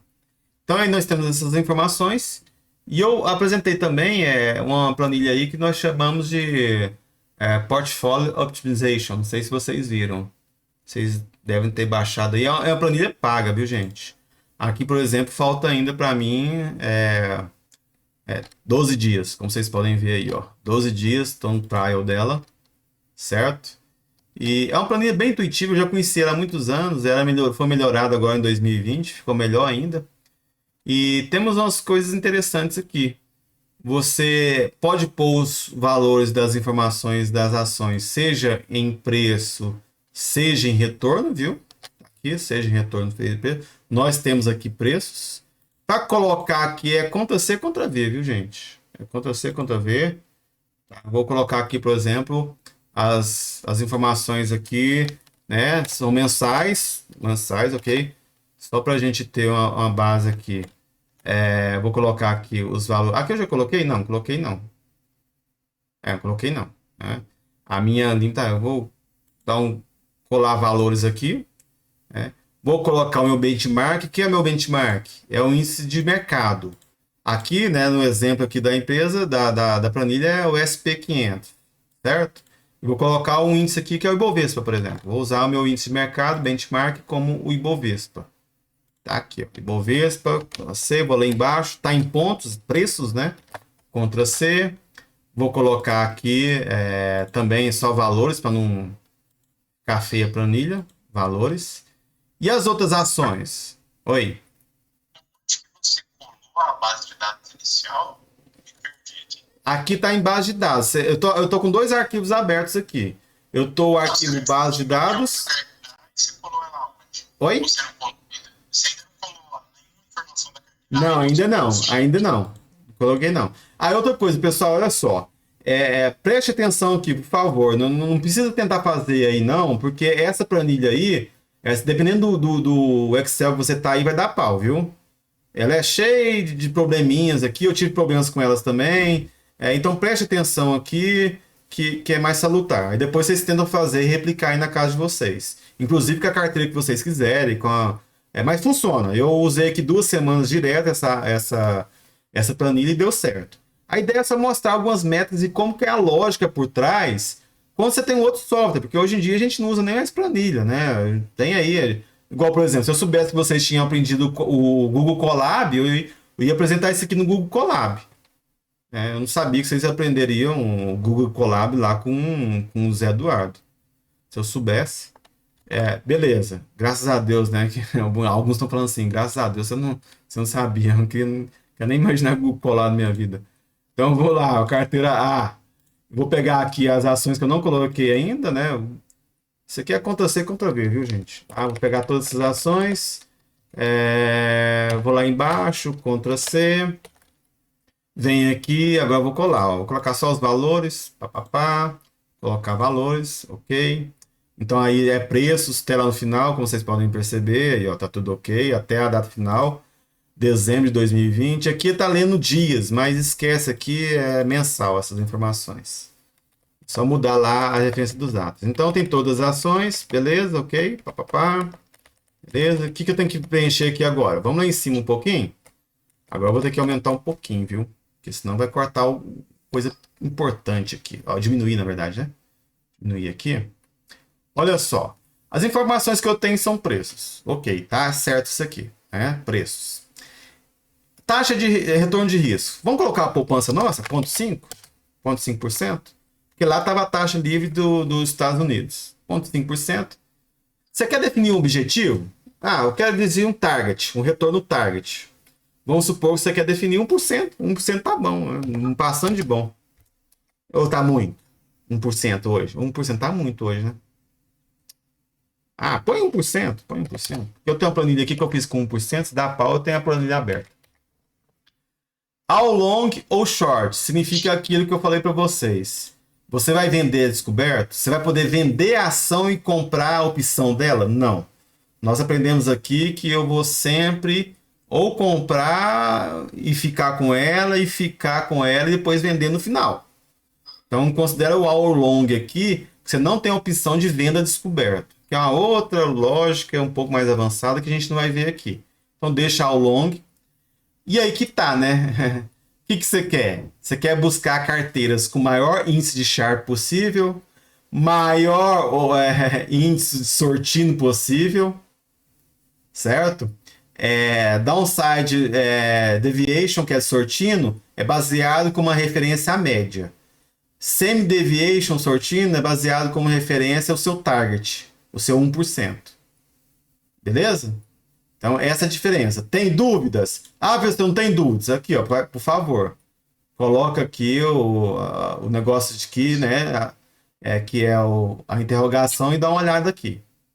O que significa cada um. Sei que tá meio embaçado aqui, mas se abrir o seu aí, você vai conseguir ler. O fato é, teoricamente falando, o melhor aqui é buscar o maior índice de Sharpe. E você quer o quê? Você quer minimizar o risco, ou seja, minimizar o índice Sharpe? Não, eu não quero minimizar o índice Sharpe. Eu quero maximizar o índice de Sharpe. Certo?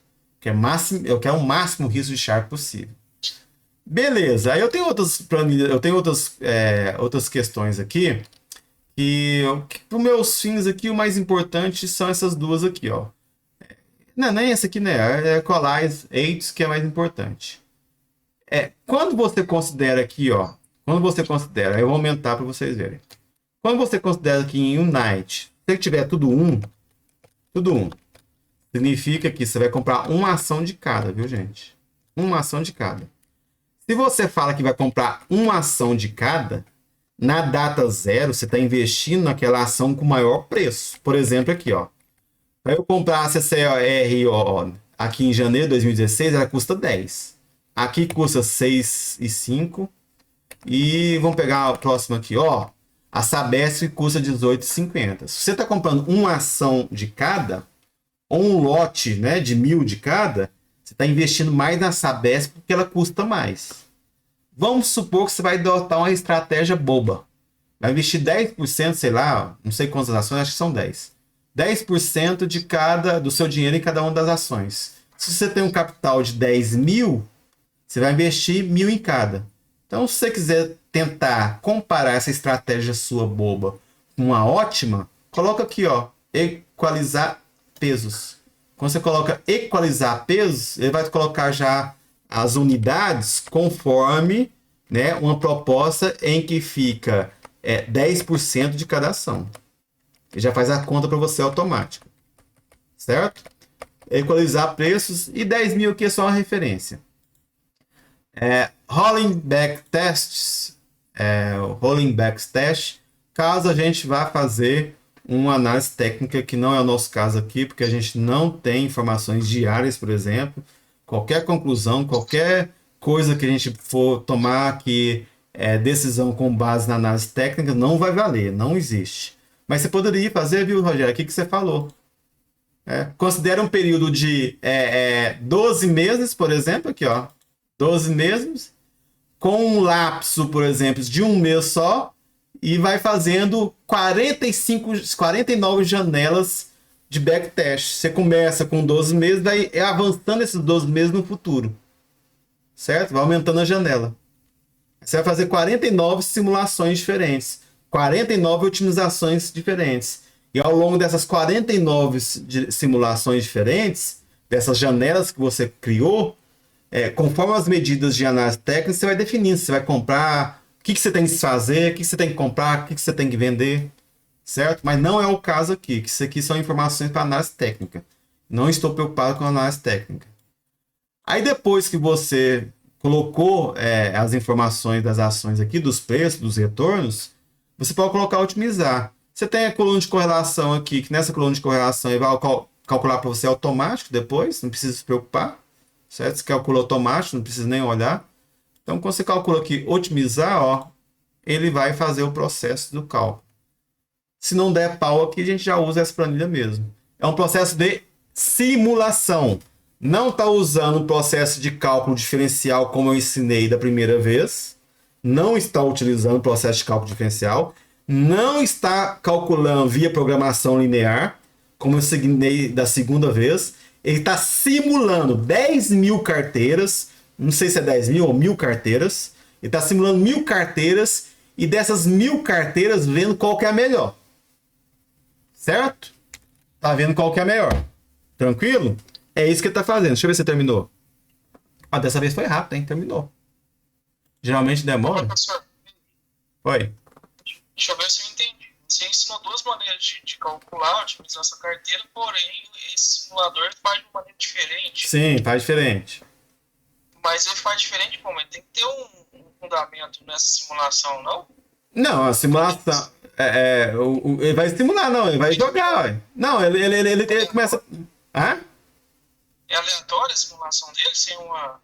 Não sei se é aleatório, eu posso ver aqui, mas não sei, porque você pode ter, né, um método, você pode ter um critério anterior para definir geralmente é assim, né, em simulação, permutação, algoritmos de varredura, você tem que ter um ponto inicial, que a gente fala valor de partida, certo? Você tem que ter um valor de partida, aí o Rogério sabe o que eu tô falando aí, ó. Você tem um valor inicial, um chute inicial, a partir do chute inicial, você vai tentando achar as carteiras e vai calculando a cada tentativa um item de convergência. Quando você vai ver que vai convergindo para um limite, você para. Certo? Nesse caso aqui, eu não sei se é parte de um valor de partida ou se é totalmente aleatório. Tem que ver aqui conforme as instruções do software. Eu acho que é aleatório. Eu acho que é aleatório.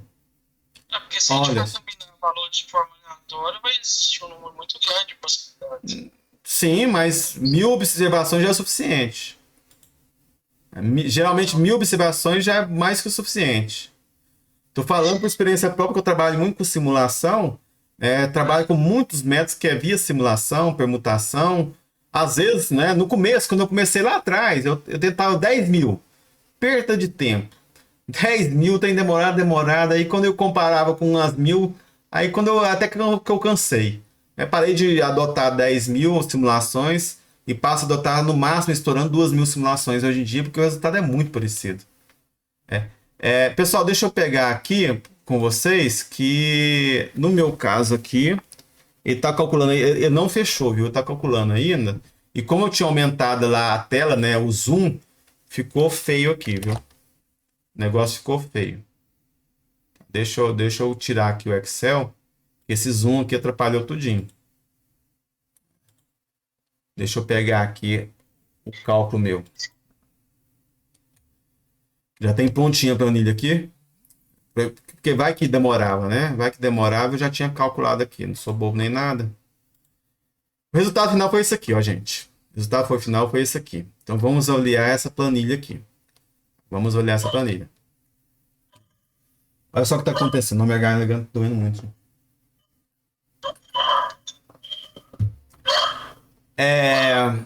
Vamos lá. Aqui, ó. Olha só. Essas aqui são as ações.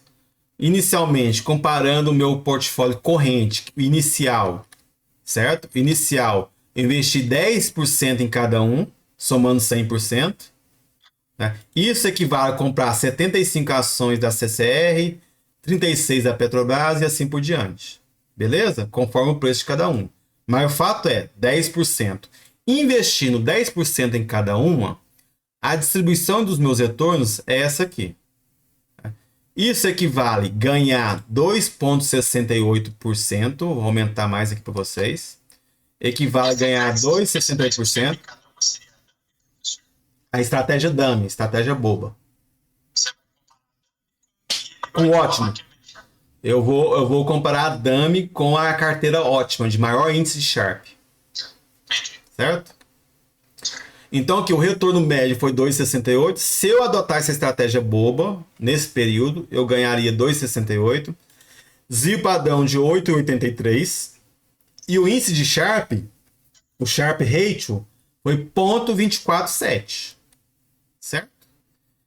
Em termos de probabilidade, significa que se eu quiser, né, ganhar mais de 1%, existe uma probabilidade de eu conseguir superar 1%, 57%, 56%. Aí é calculado baseado na distribuição normal, né? Não sei se você... a gente comentou isso aqui na revisão estatística. Né? 2 acima da distribuição normal, enfim. Isso aqui tem como a gente calcular qual que é a probabilidade de superar 1% baseado nessa distribuição aqui, ó. Então eu tenho que é 57, 56%. O Omega Ratio é o índice de Sortino, viu? Eu uso como desvio lá, né?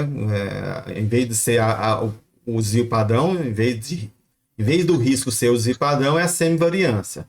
Então, esse ômega aqui é baseado no Sortino cuja meta seja 1%. Beleza? O que eu estou falando? Estou falando o seguinte, ó. Estou falando, deixa eu tenho medo de escrever aqui. Esse ômega aqui é o seguinte. Tem medo de escrever, mas vamos lá. Ah, não é, nem aceito escrever, gente. Não é aceito escrever, não.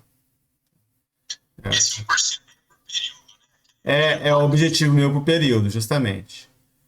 O que eu tô falando é isso aqui, ó. Vamos lá colocar, não custa nada. Aqui, ó. Vamos lá.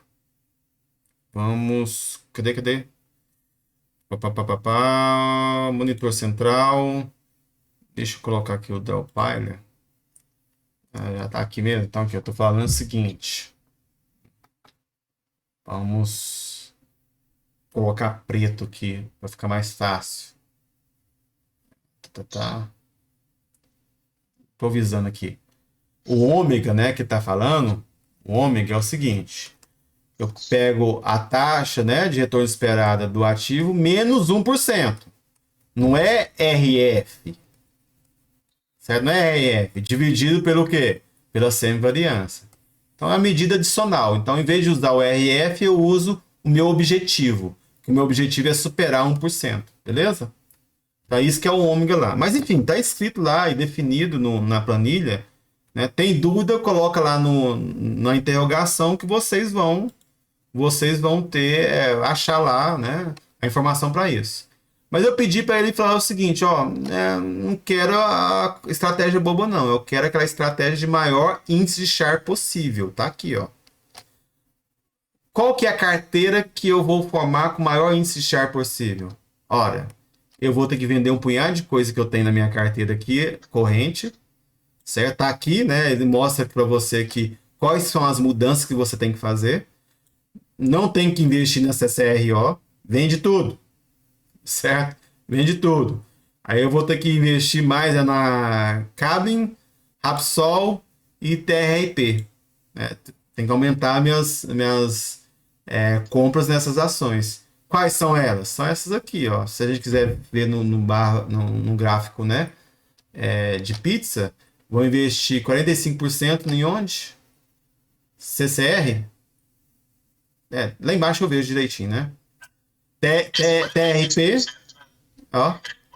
Então, TRP L4, 45%, 20,50% na Rapsol e 35% na Cabin. O resto muito pouco, né? Bem pouquinho aqui na outra, quase nada nas outras. Então é assim que eu vou ter que fatiar a minha carteira. Meu portfólio ótimo. Não é de mínima variância, não. É ótimo. Certo? É ótimo. Nesse sentido, o que eu vou conseguir?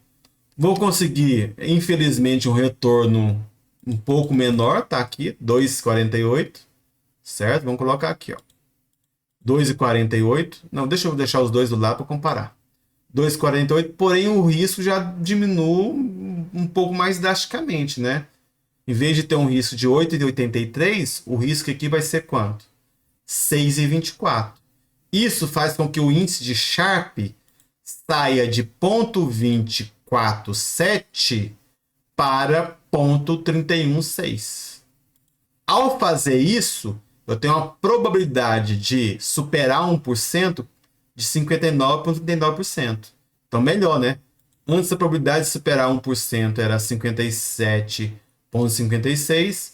Aqui a probabilidade de superar 1% é 59,35%. Então, aumentei um pouco a probabilidade. Consequentemente, também, o meu ômega também, né? A medida que eu acabei de apresentar para você, é de 1,97%. E aqui era 1,74. O ômega, assim como o índice Sharpe, quanto maior, melhor também. Certo? Olha só o que aconteceu aqui, ó, do lado, ó. Olha só o que aconteceu. Olha o que está acontecendo. As carteiras formadas aqui, as 1.000 carteiras, ó. Aqui as 1.000 carteiras. Tá aí. Tem um punhado de ponto aqui, ó, nesse meio aqui. Isso aqui é a fronteira eficiente, que eu mostrei para vocês. Não tem como eu desenhar aqui no gráfico. Tem uma fronteira eficiente. Aqui a reta do mercado de títulos, que é a de maior índice Sharpe possível. Essa aqui. Qual que é a carteira que eu estou escolhendo? Essa aqui, ó, verdinha aqui, ó. Essa carteira aqui que eu estou escolhendo. De maior índice de Sharpe possível. Se vocês quiserem fazer análise técnica, tem aqui também, viu, gente? Mas aqui não, é análise técnica, eu vou ter que rodar na outra planilha, que é essa aqui, mas a gente não vai avaliar, porque eu não acredito em análise técnica. Mas se você quiser, se alguém conhecer aí, eu conheço um pouquinho, né, a média móvel, a porcentagem de mudança, muito famosa, né, a média móvel de convergência e divergência, força relativa, as bandas de Bollinger, enfim. Aí tem como a gente fazer análise técnica aí, se eu tenho que comprar, vender, tem como a gente achar o período, viu, Rogério? Quanto tempo você usa? Tá aqui, ó, tem como você otimizar esse período aqui, ó. Tem como você otimizar, né, em qual dado, né, os parâmetros aqui, dadas as informações dos dados, tá aqui para cada ação, se eu quiser, pro portfólio corrente, para cada ação, por portfólio corrente ou por portfólio ótimo. Tem como fazer essas contas de análise técnica para tudo. Para cada ação individualmente, por portfólio corrente, que é aquele bobo, 10% em cada ação, e pelo portfólio ótimo. Tem como você fazer uma análise ótima desses parâmetros. Qual que é o backtest que você tem que utilizar? Quantos tempos você tem que voltar? Tá aqui também, tem como a gente utilizar. E aqui tem informação, a partir dos parâmetros, por exemplo, da MACD, que é a média móvel de convergência e divergência. Aí você tem como aqui ter a decisão, né, se vai comprar, permanecer, vender, enfim. Mas isso aqui não tem como a gente ver, não é o propósito do curso, mas fica a dica aí. O que eu vou olhar... Oi. Porque a gente colocou todos os pesos igual, aí dividiu pelo número e chegou nisso aí. Oi? Isso? Justamente. Não, desculpa, o peso Não entendi. Você falou, peraí. A gente não definiu explicitamente o percentual da carteira dummy. A gente definiu foi que o peso de todos seria um. Não, não, eu fiz duas simulações para vocês. Eu defini um, né? Eu defini um, ok? Aí não é a estratégia dummy, mas porém o peso não é igual para todos, né? Mas aí eu peguei e pus isso aqui, ó. Equalizar os pesos. Mas aí o que ele faz quando você manipula os pesos? Olha, aí ele pega e calcula os pesos de forma que a proporção permaneça a mesma para todas. A proporção em valor monetário final. Justamente. Justamente, exatamente isso. Porque quando você coloca um aqui, significa que você vai comprar uma ação da CEMIG. Ora, se essa ação da CEMIG é 3,50 e a ação da Sabesp é 18,50, você está comprando uma de cada, significa que você tem mais dinheiro investido na Sabesp do que na CEMIG, entendeu? Ele equaliza isso aqui. Enfim, aí o que eu tenho que analisar aqui é esse gráfico que também é interessante, olha só, a evolução ao longo do tempo. Do Ibovespa, que é meu benchmark, né, que eu coloquei lá. Então, o jeito que meu benchmark evoluiu aqui ao longo do tempo, linha amarela. Certo? Linha amarela. Chegou aqui em março de 2020, né? Olha só o que aconteceu com o meu portfólio ótimo no março de 2020. Olha só. Tudo bem, nossa, professor, que coisa ruim, né? Meu portfólio ótimo sempre foi menos, sempre teve menos retorno do que o Ibovespa. E realmente aconteceu isso, ó. Portfólio ótimo é o verdinho, tá vendo? É o verdinho, sempre menos, né? Mas em momentos de crise que aconteceu, momento de crise, o que aconteceu aqui? Ele me pagou mais do que a média do mercado. O que aconteceu aqui na pandemia, ó. Enquanto o mercado caiu mais, o meu portfólio ótimo caiu menos e até aumentou, né? Até aumentou. Não seria estratégia dummy? Isso, estratégia dummy, boba. Estratégia boba. Tá? Então, assim, a estratégia boba, beleza, ok, você está ganhando mais na estratégia boba. Só que você tem que pensar que você está incorrendo em um risco, talvez, de uma forma desnecessária. Certo? Então, é isso que está acontecendo. Ó, numa estratégia boba, beleza, você está ganhando mais, a azul, né, tá aumentando, tá variando bem em conjunto, né? As oscilações são parecidas, só que em níveis diferentes. Só quando chega no momento de crise, março de 2020, parece que tem uma certa loucura aqui, né? Tudo bem, todo mundo cai, ok, todo mundo cai. Em março de 2020, que é a pandemia, todo mundo, tanto, né, o portfólio do mercado, como o meu portfólio corrente, como a portfólio ótimo, cai.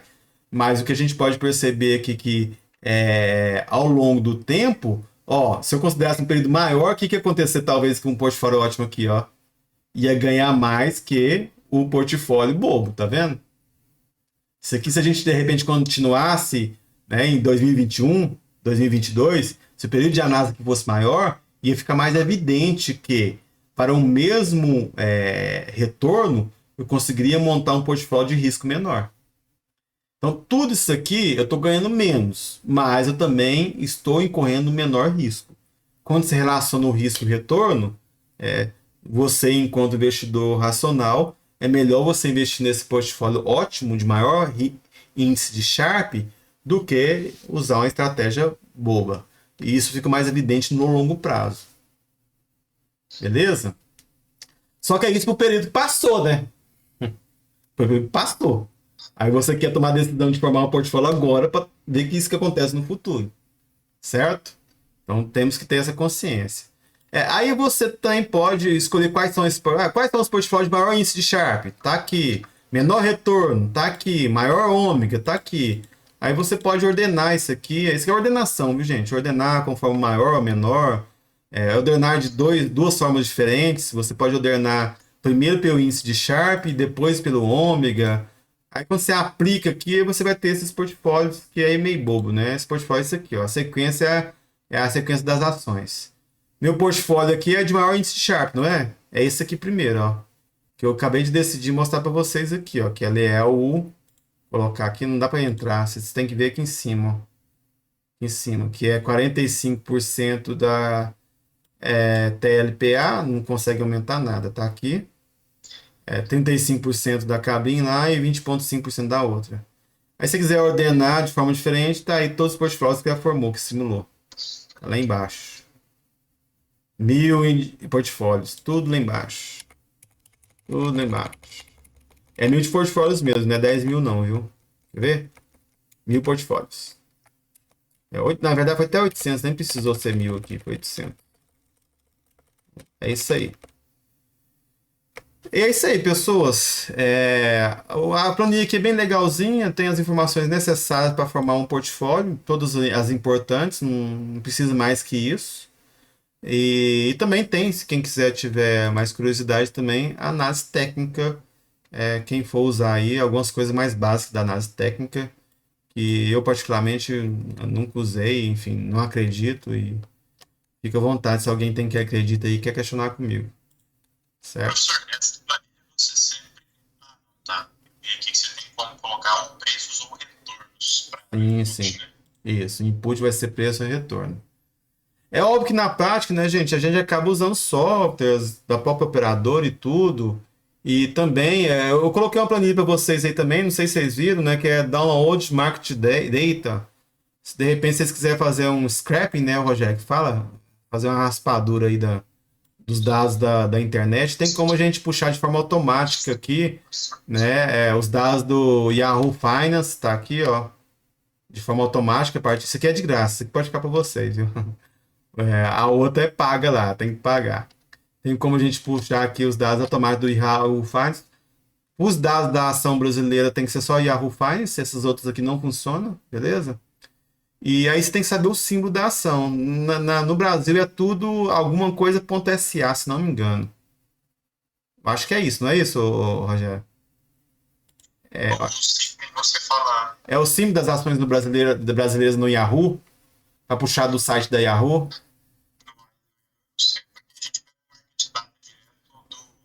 Do IPI e da Bovespa, né?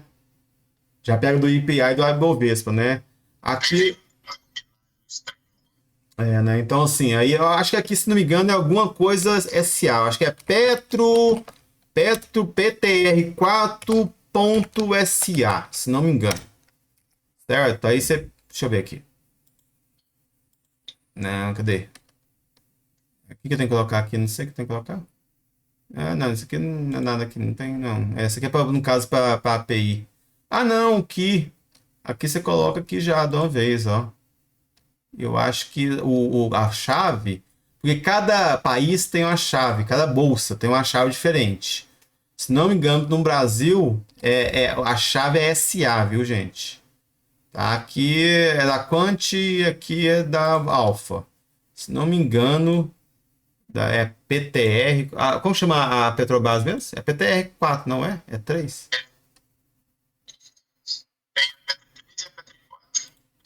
Vou colocar a CMI4. Mas não lembro se é SA ou CA. Ixi. Será que é CA? Também não é. Não está disponível. Acho que é SA, enfim. Funciona, viu? Funciona porque eu baixei, eu descobri qual que era o símbolo das ações que nós temos aqui da carteira A e da carteira B lá na base de dados. Vocês têm a base de dados lá que eu passei para vocês. E aí eu descobri no Yahoo qual que é o símbolo dessas ações. Fiz o download que deu certo, viu? Deu certo. Eu não estou lembrando qual que é agora a sigla. CSA, CA, enfim. É só achar aí também no Google, né? Não tem segredo, não.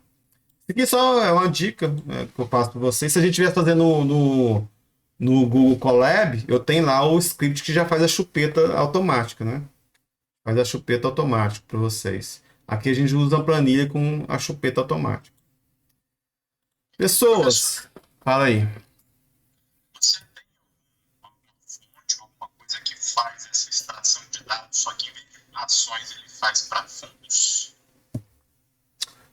Não vi, mas deve ter, viu?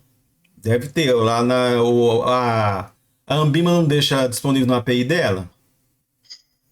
A da Ambima eu só achei o consolidado, não achei essa histórica. Não, mas tem.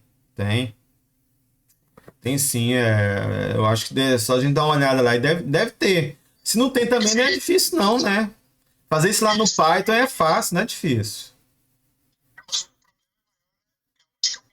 lembrar a informação, porque eles te dão uma lâmina, mas só no gráfico. Eu não consegui achar um lugar que eu tenho os números. Não, mas deve ter, não é possível. A Ambima não tem isso? Ah, eu acho que tem, porque tem um professor nosso, eu acho que é professor de vocês também. Ele trabalha só com fundos, ele tem esses dados todos. Ele tem esses dados todos. Vai escrever artigo o resto da vida com fundos. Tem os dados todos, entendeu? Então você deve ter. Com certeza deve ter um doido aí que já fez a chupeta aí pro R, pro Python, só procurar que acha. Se não fez, você faz pra nós e deixa disponível no GitHub lá pra nós. Você tem GitHub? Coloca lá no GitHub pra nós lá e faz a chupeta automática. Já vai ajudando a comunidade, pra ninguém ter que fazer tudo de novo. E nisso você pega um punhado de coisa errada. Nossa, o que eu já peguei de bobazeira, você nem imagina. A confiar cegamente no que o pessoal fez, não confio nem. Eu quero ver os códigos inteirinhos, de cima e embaixo. E conferir se tá certo. Pelo menos essa vantagem, né? Pessoal, olha só. Aqui foi mais devagar que eu queria, viu? Mas também cá entre nós, né, gente? Vocês não ajudam, né? Não quer ter aula à tarde? Vocês não comeram duas sessões das minhas aulas, né? Comeram 2 sessões. Fica o que vocês decidirem aí. O que vocês acham? Melhor eu gravar o que falta e deixar para vocês? Ou vocês querem voltar à tarde e a gente terminar isso aqui? O que vocês preferem?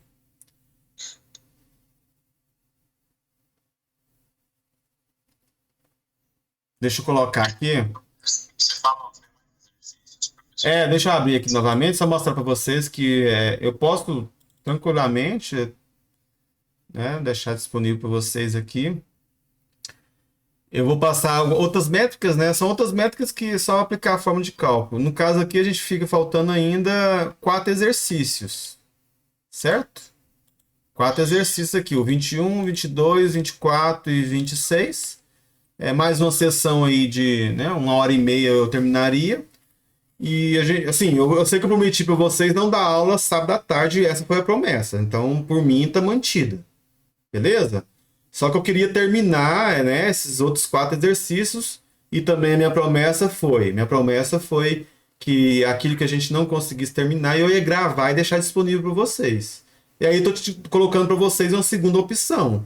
Se vocês quiserem que a gente vai almoçar e depois volta à tarde e termine, para mim tudo beleza, tranquilo.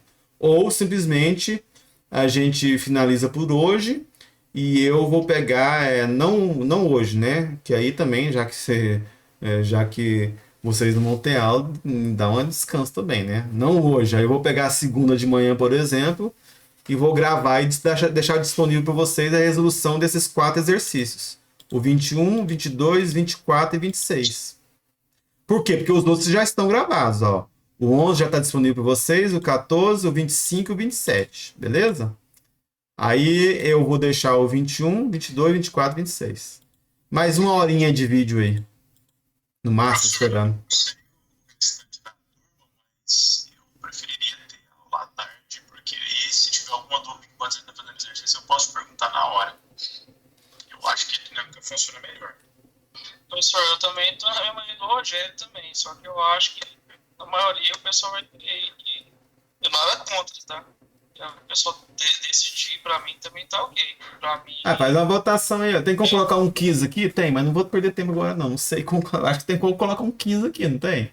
Nesse... Mas a turma fazer dessa forma. Fabiano tá falando? Então, de qualquer jeito, como você gravaria os exercícios? Normalmente à tarde eu não posso, porque eu tenho outra reunião 12h30. Mas como você já gravaria os exercícios,